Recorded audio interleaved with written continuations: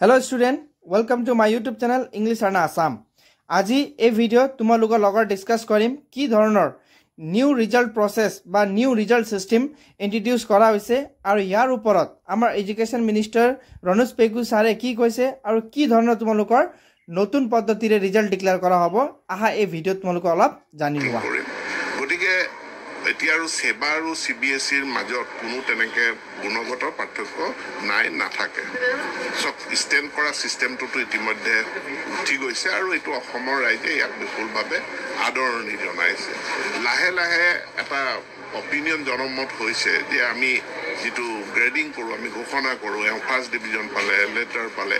কিছুমান বস্তু হয়তো থাকিব যে তেওঁৰ ডিস্টিংশন পাইছে ষ্টাৰ পাইছে কিন্তু ডিভিজন বিলা বস্তুটো বহুতে মোক অপিনিয়ন দিছে যে ডিভিজনটো থাকিব নালাগে অন্য বহুতত অন্য দেশবিলাকতো নাই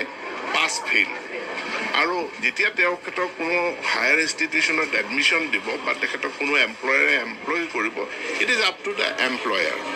যে তেওঁলোকে ছাত্ৰজনৰ পাষ্ট ৰেকৰ্ডখিনি চাই বা তেওঁলোকে নতুন ইভালুৱেশ্যন কৰি কেনেধৰণে এমপ্লয়মেণ্ট দিয়ে কৰিব কিন্তু পূৰ্বৰ ব্যৱস্থা কিছুমানৰ ব্যাপক সালসলনি হ'ব স্টুডেন্টস তোমালোকে এতিয়া শুনিছে আমাৰ এডুকেশন মিনিষ্টাৰ ছাৰক তেখেতে কোৱা অনুসৰি হয়তো আহা বছৰত যেতিয়া এইচএসএলসি ৰিজাল্ট ডিক্লেয়াৰ হ'ব তেতিয়া কিন্তু মাৰ্কশিটত ফাৰ্স্ট ডিভিজন সেকেন্ড ডিভিজন বা থাৰ্ড ডিভিজন কোনো লিখা নাথাকিব এইখিনি হ'ব ষ্টাৰ মাৰ্ক ডিস্টিংশন আৰু লেটাৰ মাৰ্কস এইখিনি থাকিব কিন্তু ফাৰ্স্ট সেকেন্ড থাৰ্ড এইবিলাক ৰিজাল্ট মাৰ্কশিটত নাথাকিব আৰু ইয়াৰ নতুন সিস্টেম দ্বাৰা কি দ্বাৰা হ'ব অতি খুনকালে নোটিফিকেশনটো অফিচিয়ালি দিয়া হ'ব বুলি তেখেতে জনাইছে আৰু লগতে হয়তো তোমালোকৰ মাৰ্কশিট এতিয়া কিন্তু ডিজি লকাৰতে আহিব